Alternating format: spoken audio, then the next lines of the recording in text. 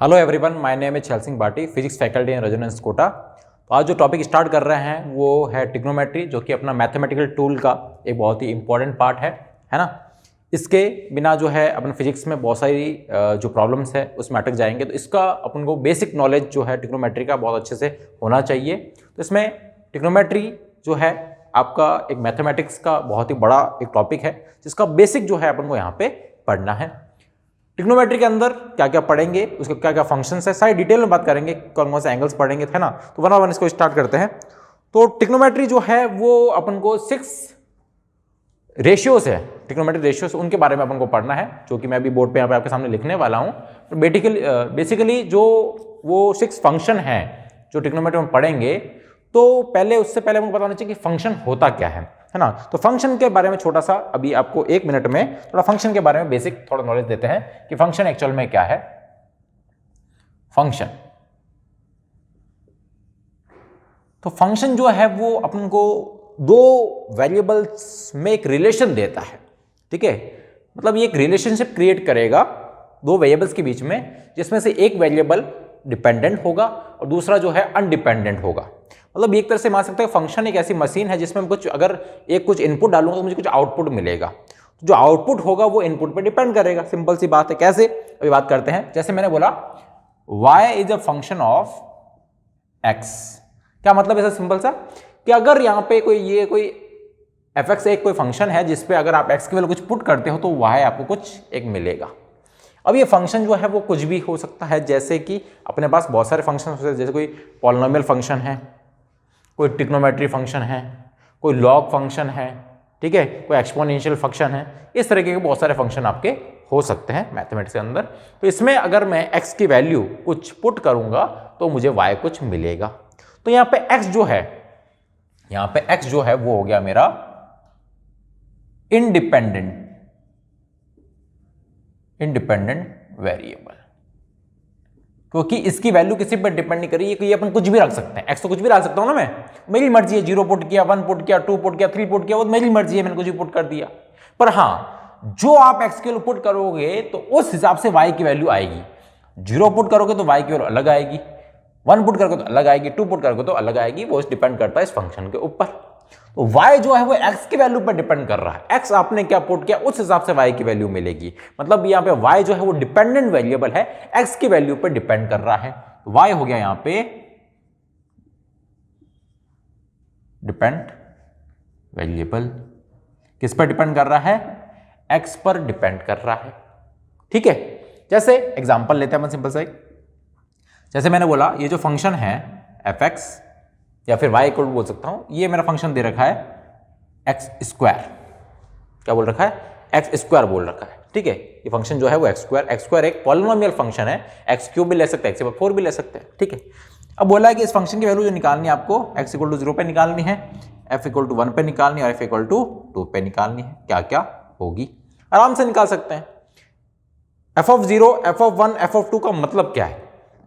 f of x equal to x square है ना।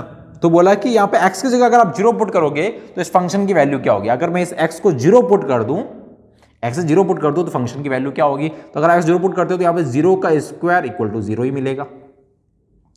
f of 1 का मतलब क्या कि यहाँ पे x की जगह, क्योंकि f ब्रैकेट के अंदर x है, x की जगह 1 दिख रहा है यहाँ पे, बोला x की जगह अगर आप 1 पुट करते हो तो इसकी फंक्शन की वैल्यू क्या मिलेगी। f ऑफ 1 की वैल्यू क्या होगी, रख देते हैं तो 1 का स्क्वायर 1 हो जाएगा।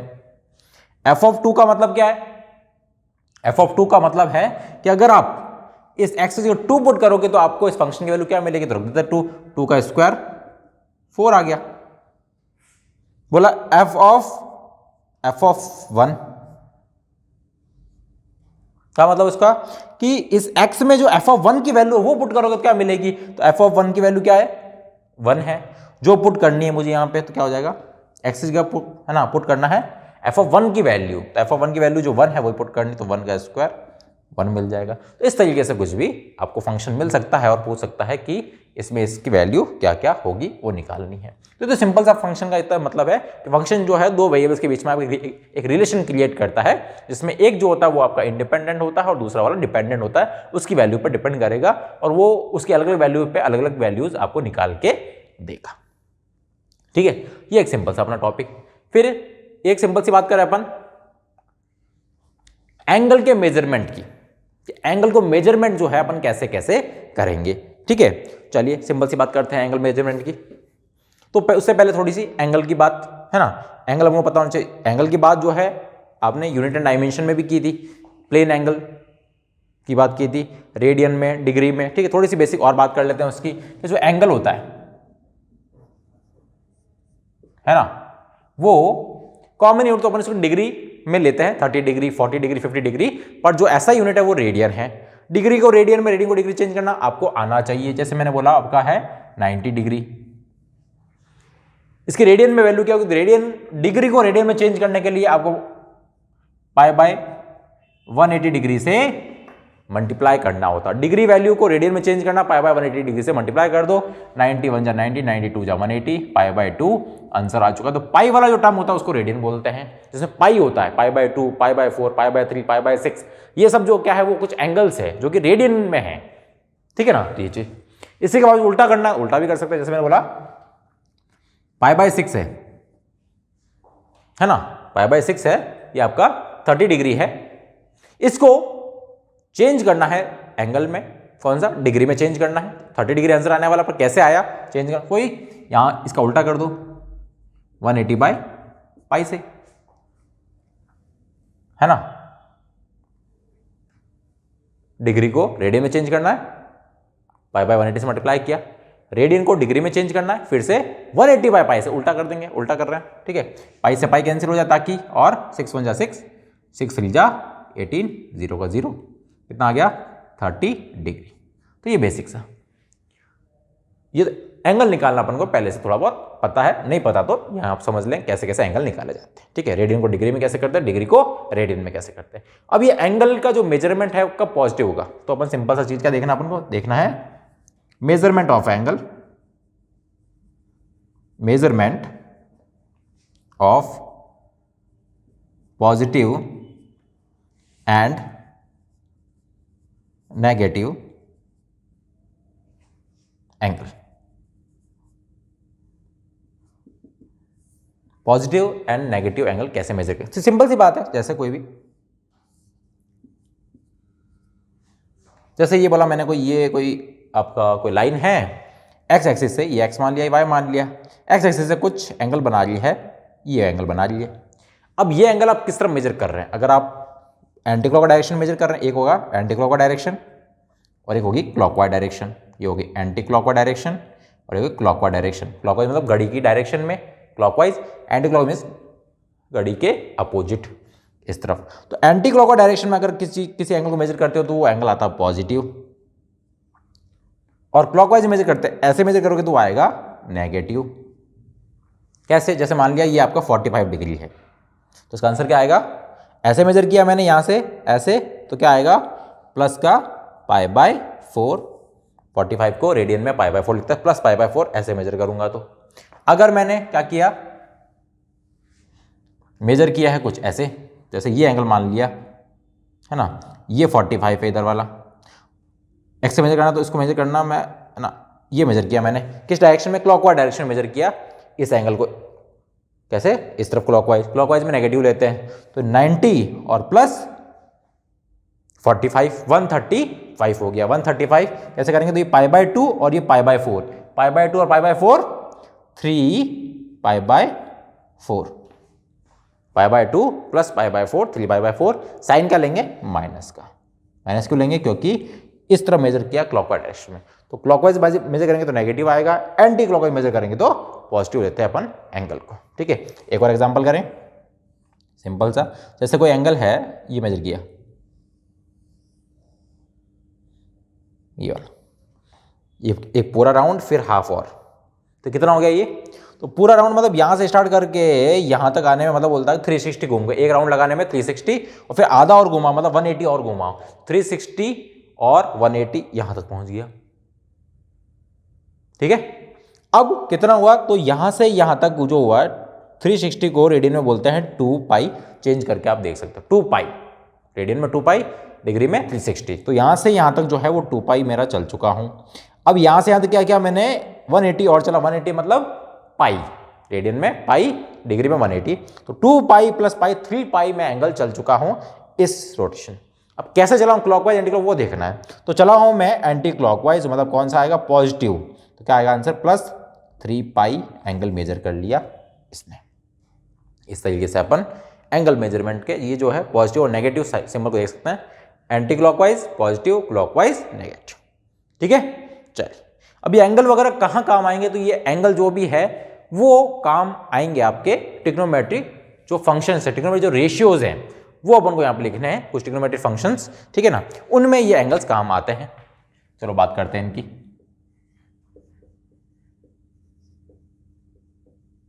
ट्रिग्नोमेट्री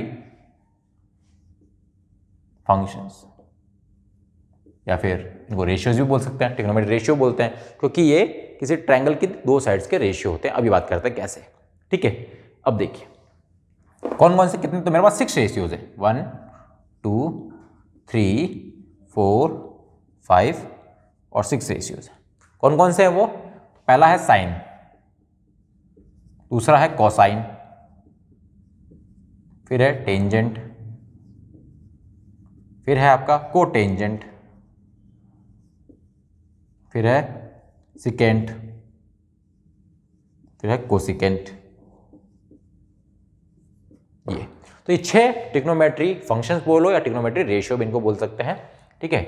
इसी का शॉर्ट फॉर्म जो है, इसी का जो है वो शॉर्ट फॉर्म है अपन यूज करते हैं, वो है साइन, SIN, और एंगल लगा देते हैं साइन, क्योंकि साइन ये ट्रिग्नोमेट्री जितने फंक्शंस है ये इनको अपन कुछ एंगल डालेंगे तो ये कुछ वैल्यू देंगे। अब ये फंक्शन है ऑटोमेटिक, तो फंक्शन क्या करता है, इसमें कोई इनपुट दोगे तो फंक्शन कुछ आपको आउटपुट वैल्यू देगा, तो इन सब के अंदर आप कुछ एंगल डालोगे तो ये कुछ वैल्यू निकाल के आपको देंगे। कैसे, तो अभी बात करेंगे। साइन थीटा, आगे का जो है शॉर्ट फॉर्म उठा रहा हूं बस, है ना, कोसाइन का cos theta, tan theta, cot theta,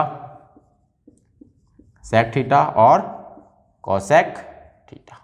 ये हो गए ट्रिग्नोमेट्री के अपने फंक्शंस या रेशियोज। इनको ट्रिग्नोमेट्री रेशियोज क्यों बोला जाता है, क्योंकि ये ट्रायंगल के इन दो साइड का रेशियो होते हैं। ट्रिग्नोमेट्री के अंदर आगे का जो वर्ड है वो आपका ट्री है, TRI मतलब होता है 3, इसका मतलब 3। और गोनोमेट्री मतलब आपको ज्योमेट्री की बात करनी है, 3 साइड्स वाली ज्योमेट्री की बात करनी है। 3 साइड्स वाली ज्योमेट्री जो होती है वो होती है ट्रायंगल। तो यहाँ पे ट्रायंगल की बात करनी, कौन सा ट्रायंगल, तो ट्रिग्नोमेट्री के अंदर बेसिकली जो ट्रायंगल काम आता है राइट एंगल ट्रायंगल, है ना। तो बेसिकली सिंपल सी बात करते हैं, यहीं पे ये मेरा एक राइट एंगल ट्रायंगल है, ठीक है। राइट एंगल ट्रायंगल में 3 साइड्स है ना, या राइट एंगल ट्रायंगल कोई भी आपका ट्रायंगल हो 3 साइड्स होती है, पर राइट एंगल ट्रायंगल में एक एंगल जो होता है वो 90 डिग्री होता है, बाकी दोनों कुछ भी हो सकते हैं। दोनों का सम, इन दोनों का सम भी 90 होगा, तीनों का सम 180 होता है। एक एंगल फिक्स हो गया 90 डिग्री है, 90। अब यहां पे मैं आपसे पूछूंगा कि आपने पाइथागोरस थ्योरम पढ़ी होगी, नहीं पढ़ी तो अभी बात कर लेते हैं। पाइथागोरस थ्योरम जो होती है वो आपको इन 3 साइड्स में रिलेशन देती है, मतलब आपको अगर 2 साइड्स पता है तो अपन तीसरी साइड निकाल सकते हैं। तो अगर मुझे ये नीचे वाली साइड पता है और ये पता है तो मैं ये निकाल सकता हूं, या फिर ये और ये पता है तो मैं ये निकाल सकता हूं, ठीक है। तो इसमें 3 होते हैं, एक होता है हाइपोटेनस, एक होता है परपेंडिकुलर और एक होता है बेस। अब कौन सा बेस है, कौन सा हाइपोटेनस है, कौन सा परपेंडिकुलर है, वो डिपेंड करता है इसके एंगल्स पे। तो हाइपोटेनस जो है वो सबसे बड़ी वाली साइड हमेशा होती है, या फिर 90 के अपोजिट वाली साइड जो है ये बड़ी वाली साइड, ये हाइपोटेनस होती है। तो ये तो हो गया हमारा हाइपोटेनस, कैपिटल H बोल देते हैं हाइपोटेनस। बेस और परपेंडिकुलर जो है वो डिपेंड करता है एंगल के ऊपर। जैसे मैंने मान लिया ये एंगल है, जो ट्रिग्नोमेट्री के अंदर जो साइन थीटा के अंदर जो थीटा है वो ये है, तो थीटा जिस साइड पर बना हुआ है उसको अपन बेस बोलते हैं, कैपिटल B से नोट कर देता हूं। थीटा चिन्ह जिस साइड पे बना हुआ है वो अपना बेस हो गया, और थीटा के अपोजिट वाली साइड जो होती है वो होती है परपेंडिकुलर, कैपिटल P इसको बोल देता हूं। अब ये जो है ना साइन कॉस, ये सारे ट्रिग्नोमेट्री के 6 रेशियोज, ये इनमें से किन्हीं 2 साइड के रेशियो होते हैं। इसको याद रखने की ट्रिक है, कौन सी ट्रिक है अपने पास, पंडित बद्री प्रसाद हर हर बोले सोना चांदी तोले। क्या बोला मैंने, पंडित बद्री प्रसाद हर हर बोले सोना चांदी तोले, ठीक है। या सोना चांदी तोले साइन कॉस और टेन है, साइन कॉस और टेन है, और ये जो है वो ट्रिग्नोमेट्रिक रेशियोज है, P by H, B by H, P by B. ये ट्रिग्नोमेट्रिक साइन जो है वो P और H का रेशियो होता है, कॉस जो है वो B और H का रेशियो होता है, और T जो है वो P और B का रेशियो होता है। ठीक है, तो यहां पे मैं लिख देता हूं साइन थीटा जो है जिन दो साइड्स का रेशियो है वो है परपेंडिकुलर और hypotenuse, P by H, P by H. Cos theta जो होता है वो होता है B by H, base upon hypotenuse. Tan theta जो होता है perpendicular upon base, P by B, perpendicular upon base. Cot theta जो होता है, या फिर टेन थीटा एक फॉर्मूला ये भी है ना, टेन थीटा का फॉर्मूला ये भी है, sine theta upon cos theta. Sine और कॉस के रेशियो को भी टेन थीटा बोलते हैं। कहीं भी आपको sine theta upon cos theta मिल जाए तो टेन थीटा के बराबर होता है। टेन थीटा आपका ये कॉट, सेक और कॉसेक जो है वो आपके इन्हीं के इनवर्स होते हैं। कैसे? इन्हीं के रेसिप्रोकल होते हैं। कैसे? कॉट जो है वो होता है 1 अपॉन टेन थीटा, सेक जो है होता है 1 अपॉन कॉस थीटा, और कॉसेक जो है होता है 1 अपॉन साइन थीटा। तो जो इनकी वैल्यू अपन पहले से निकाल चुके हैं उसको उल्टी करके लिख देंगे तो ये तीनों वैल्यूज मिल जाएगी। 1 अपॉन टेन थीटा, तो टेन थीटा की वैल्यू P बाई बी, तो ये क्या हो जाएगा B बाय P, उल्टा हो गया। सेक थीटा होता है 1 upon cos theta, cos theta की वैल्यू क्या होती है B बाय एच, तो ये जाएगा H बाई बी, उल्टी हो जाएगी H बाय बी। और कॉसेक थीटा है 1 बाय साइन थीटा, तो साइन थीटा की वैल्यू है P by H, perpendicular upon hypotenuse, तो ये हो जाएगा हाइपोटेनस अपॉन परपेंडिकुलर। ये सारी वैल्यूज अपन के निकल के आ गई। ठीक है, ये सारी वैल्यूज। अब इस पे क्वेश्चन कैसा बन सकता है, सिंपल उसकी बात कर लेते हैं। सिंपल से क्वेश्चन बन जाते हैं इस पे, या फिर कैसे इसका अपन यूज कर सकते हैं वो निकालना। जैसे मैंने बोला कि मेरे पास एक ट्रायंगल है, ठीक है, जिसकी ये वैल्यू 3 है, ये वैल्यू 4 है, ये एंगल 90 डिग्री, ठीक है, और थीटा जो है मेरा ये है। तो मुझे क्या निकालना है? मुझे निकालना है sine theta, cos theta, tan theta, cot theta, sec theta और कॉसेक थीटा। ठीक है, निकाल देंगे, उसमें क्या प्रॉब्लम है? या इनमें से कोई एक पता हो, फिर भी अगर निकालना हो तो वो भी निकाल सकते हैं। कैसे? देखते हैं। तो पहले अगर ये ट्रायंगल पता है, तो ट्रायंगल पता 3, 4, तो ये कितना होगा, तो ये निकाल सकते हैं। तो आपको पास एक पाइथागोरस थ्योरम पड़ी होगी, क्या होती है पाइथागोरस थ्योरम? हाइपोटेनस का स्क्वायर इक्वल टू परपेंडिकुलर का स्क्वायर प्लस बेस का स्क्वायर, ये होती है आपकी पाइथागोरस थ्योरम, जिसमें जो कि तीनों साइड्स में रिलेशन देती है। कोई अगर दो पता है तो तीसरे अपन निकाल सकते हैं। तो यहाँ मुझे बेस पता है, मुझे परपेंडिकुलर पता है, हाइपोटेनस निकालना है h, निकाल सकता हूँ। h square equal to p मतलब 4 का स्क्वायर 16 प्लस b मतलब 3 का स्क्वायर 9, कितना हो गया 25। तो h स्क्वायर इक्वल टू है 25, तो h इक्वल टू हो जाएगा अंडर रूट ऑफ 25 मीन्स 5। ये वैल्यू 5 आ गई। अब बस तीनों वैल्यू मिल चुकी है, रेशियो पता। साइन थीटा क्या होता है? साइन थीटा होता है परपेंडिकुलर अपॉन हाइपोटेनस, में परपेंडिकुलर है 4, हाइपोटेनस 5। ये क्या होता है? बेस अपॉन हाइपोटेनस, बेस कितना है 3 और हाइपोटेनस 5। ये क्या होता है? इन दोनों का रेशियो है ना। वैसे भी P बाई बी होता है, मुझे ऐसे याद है P बाई बी। आप भी बार बार इसको लिखोगे याद हो जाएगा, बार बार इसको यूज करोगे क्वेश्चंस में तो याद हो जाएगा। P by B means 4/3। Cot theta इसी का उल्टा होता है 3/4।